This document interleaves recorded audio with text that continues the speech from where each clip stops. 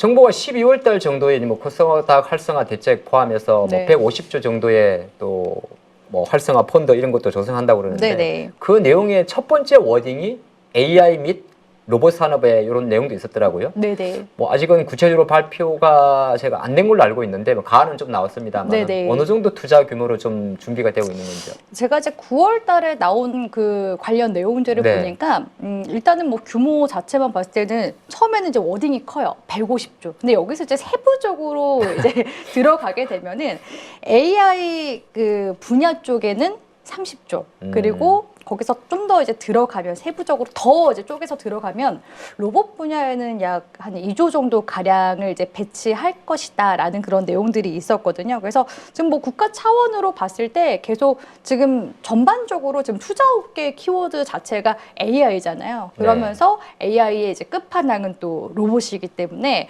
로봇 산업도 사실 정말 이제 중요한 분야라고 생각을 하는 게 뭐냐면 사실 우리나라의 대부분의 산업용 로봇이요. 우리나라 국산 로봇들이 아닙니다. 거의 뭐 중국이나 일본, 외국 쪽에서 들어온 산업용 로봇들이 많거든요. 그래서 정부 쪽에서 최근에 여러 가지 정책들도 많이 지금 내놓은 상황이고 규제 완화를 하려는 그런 움직임들이 굉장히 좀 많은데 뭐 대표적으로 봤을 때 뭐 노랑봉투법부터 시작해서 규제 샌드박스 완화 거기에다가 최근에 들어온 이슈 같은 경우에는 그 반덤핑 관세부가 관련된 이슈가 나오기도 했었어요. 그래서 부품에 있어서도 최근에 우리 국내에 있어서 로봇 부품 관련 종목들이 움직임이 나오고 있는데 네. 사실 저는 그 이유가 국산화 때문이라고 보고 있거든요. 그러니까 기존에는 로봇 부품들을 들여오더라도 거진 이제 일본산으로 많이 들여오고 그랬습니다. 그리고 특히 최근에 그렇게 이제 로봇을 들여오는 과정 속에서 어떤 그 국가의 로봇 같은 경우에는 오히려 자국 내에서 판매하는 로봇 가격보다 훨씬 더 이제 우리나라에서 판매할 때 더 낮은 가격으로 뭐 많게는 40%까지 디스카운트를 해서 우리나라 기업에 납품을 하고 그랬었거든요. 네. 그러면은 상대적으로 우리나라 지금 로봇 기업들이 이제 막 커져야 되는 그런 상황 속에서 설 자리가 그러면 당연히 줄어들 수밖에 없습니다. 그러니까 이 로봇 산업을 키우기 위해서 규제도 지금 완화를 해주고 그리고 국산화된 부품을 써서 그렇게 해서 이제 만약에 매출이 실질적인 그런 매출이 발생하잖아요. 그러면은 거기서 또 다시 신사업으로 선순환이 될 가능성이 높겠죠. 왜냐하면 로봇 관련 기업들이 결국에는 이제 휴머노이드 로봇이라든지 협동 로봇 쪽으로 지금 계속 방향성을 틀어가고 있는 그런 상황이기 때문에 그런 측면에서 지금 정부에서 칼을 빼들고 반덤핑 관세까지 부과하면서까지 우리나라에 지금 로봇 산업을 키우겠다라는 그런 의지들을 사실상 우리가 봐야 되지 않나라는 그런 생각을 해보게 되는 것 같습니다. 로봇 하면은 많은 투자분들이 한국에서는 이 회사를 많이 주목할 것 같습니다. 네. 바로 액추에이터 이야기하면서 네네. 전체 매출의 90% 이상을 차지하는 로보티저인데 이 로보티저라는 기업의 주가가 최근에 하반기 유상증자도 하고 네. 뭐 시설 투자 이야기를 했는데 이 로보티저가 이야기하는 그 액추에이터 핵심 기술은 네. 뭐 어느 정도라고 좀 평가하시는지? 사실 지금 시장에서 이게 또 너무 고평가된 거 아니야?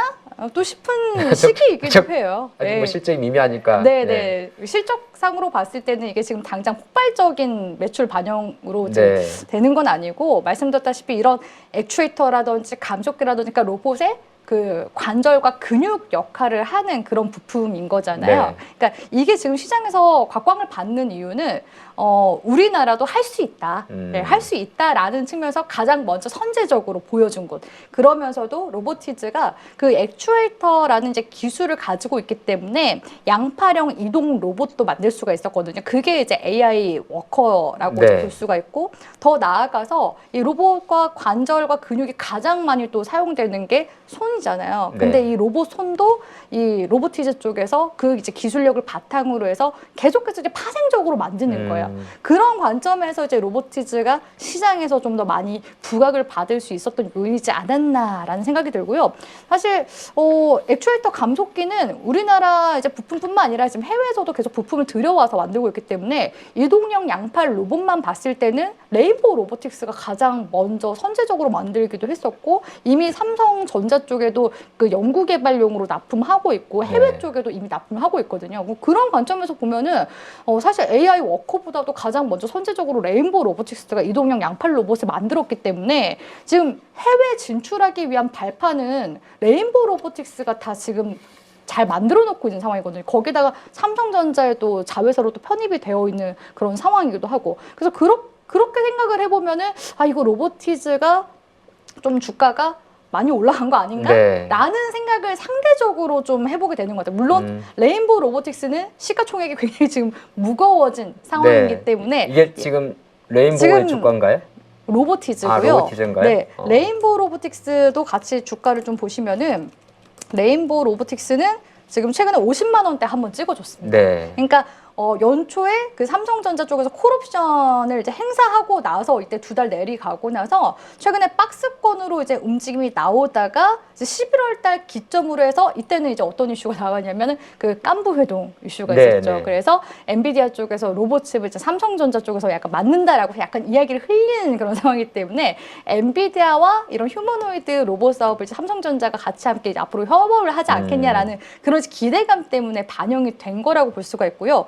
아이러니한 거는 레인보우 로보틱스 쪽에 감속기를 지금 또 납품을 하고 있는 곳이는데 이런 내러티브 때문인지 SPG가 시장에서 레인보우 로보틱스 향으로 해서 지금 SPG라는 기업이죠? SPG라는 기업이 시장에서 부각이 지금 강하게 11월 달부터 나오고 있는 중이라고 볼 수 있습니다. 그래서 SPG도 액추에이터 만들거든요. 그래서 네. 액추에이터 감속기 부문에 있어서 로보티즈가 일단 선제적으로 하고 약간 제2의 로보티즈 이런 느낌으로 SPG가 최근에 시장에서 지금 계속 이름을 알리고 있는 그런 상황이라고 볼 수가 있을 것 같습니다. 그러면 다시 또 로보티즈로 잠깐 돌아와서 아까 로보티즈의 그 세미 휴머노이드 로봇이 AI 워커잖아요. 네. 이걸 실제 국내 주요 뭐 기업이라든지 이런 데서 네. 실증 사업을 좀 진행하는 기업들이 있나요? 실제로 있습니다. 그러니까 앞서서 그 노란봉투법 저희가 관련 이야기도 했었고 네. 그 규제 샌드박스 이야기도 했잖아요. 그러니까 이게 이제 실증형으로 이제 실제로 쓰이느냐 이 부분이 이제 중요할 텐데 그 사업을 지금 CJ 대한통운과 그 BGF 로지스 그 편의점 이제 네. 사업하는 곳이죠. 이 두 군데서 지금 현재 AI 그 워커를 이제 도입을 해서 지금 현재 실증 중에 있는 그런 단계라고 보실 수가 있습니다. 약간 물류 기업의 물류 창고라 보면 될까요? 그쵸. CJ 대한통운하고 아까 BGF 우리가 그 네. 편의점 CU죠?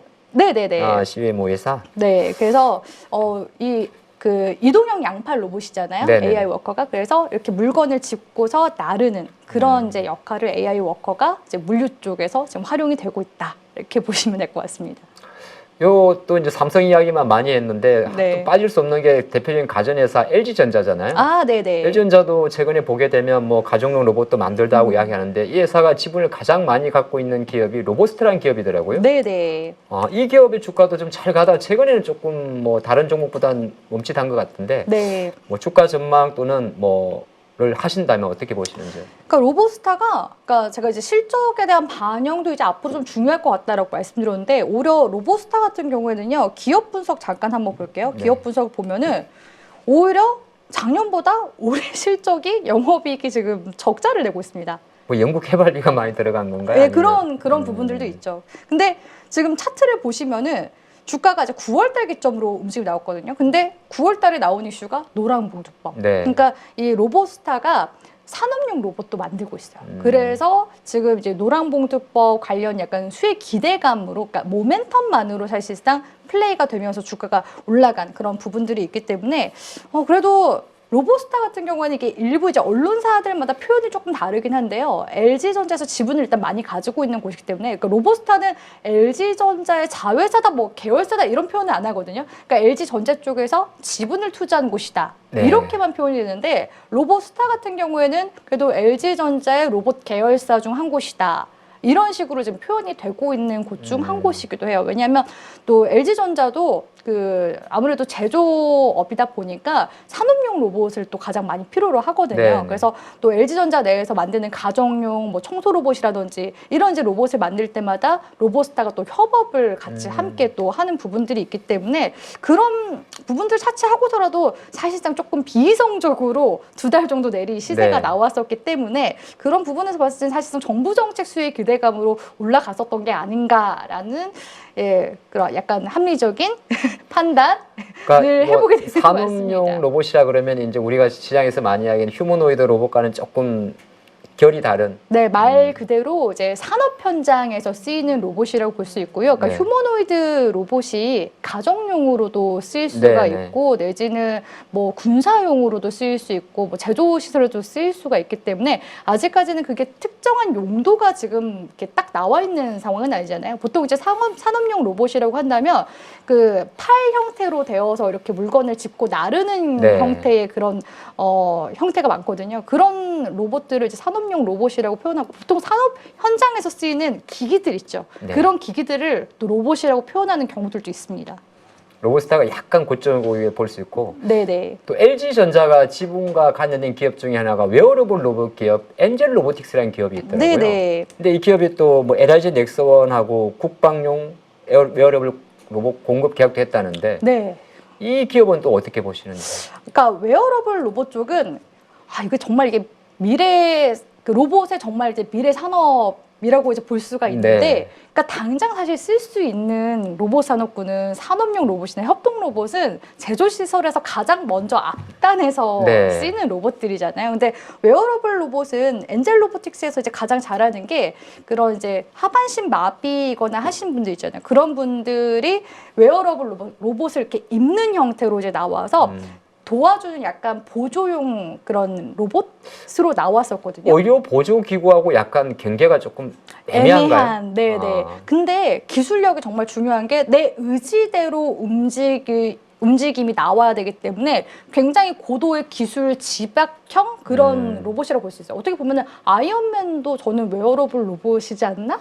아니면 이제 우리가 뭐 미국 그 SF 영화 보면은 네. 이제 이 웨어러블 로봇을 착용을 해서 전투력을 네. 키운다든지 네네. 뭐 달리는 속도를 뭐 엄청 빠르게 한다든지. 네네.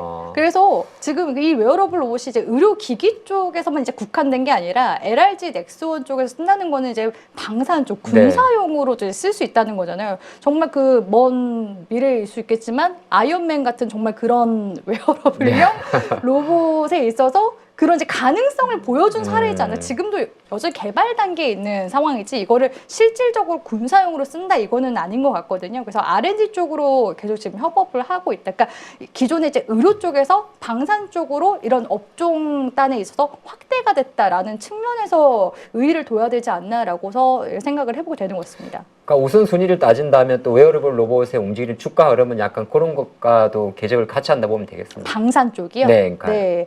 근데 그런 부분에 있어서 방산 종목들 갈 때 엔젤 로보틱스가 주가가 움직임이 나오거나 하진 않았거든요. 엔젤 로보틱스가 오히려 그러니까 로봇 관련 종목들이 이제 분위기를 주도하면서 갔을 때 그 외에 이제 로봇단에 있는 같이 좀 해당하는 네. 그런 종목으로서 움직임이 조금씩 나온 그런 상황이기 때문에 지금 시점에서는 사실상 웨어러블 로봇보다는 휴머노이드 로봇이나 산업용 로봇 내지는 거기 안에 들어가는 부품단에 있는 관련 기업들이 더 많이 부각을 받는 그런 시기이기 때문에 상대적으로 큰 이제 로봇 섹터에서는 약간 3군에 해당하는 그런 이제 로봇 종목이지 않나라는 생각이 들어서 오히려 이런 이제 중소형단에 있는 로봇주들을 공략을 하시려고 하신다면은 관심 종목에 일단 넣어놨다가 수급 들어올 때만 트레이딩 관점으로 보셔야 되는 그런 종목이지 않나라고 보고 있어서 오히려 그럼 미래의 아이언맨 하고서 굉장히 투자해야지라고 생각하시면 오히려 정말 제대로 된 주도주를 놓칠 수가 있기 때문에 네. 그런 부분들도 감안을 하셔서 투자 전략을 세워 나가시는 게 좋지 않을까 보고 있습니다.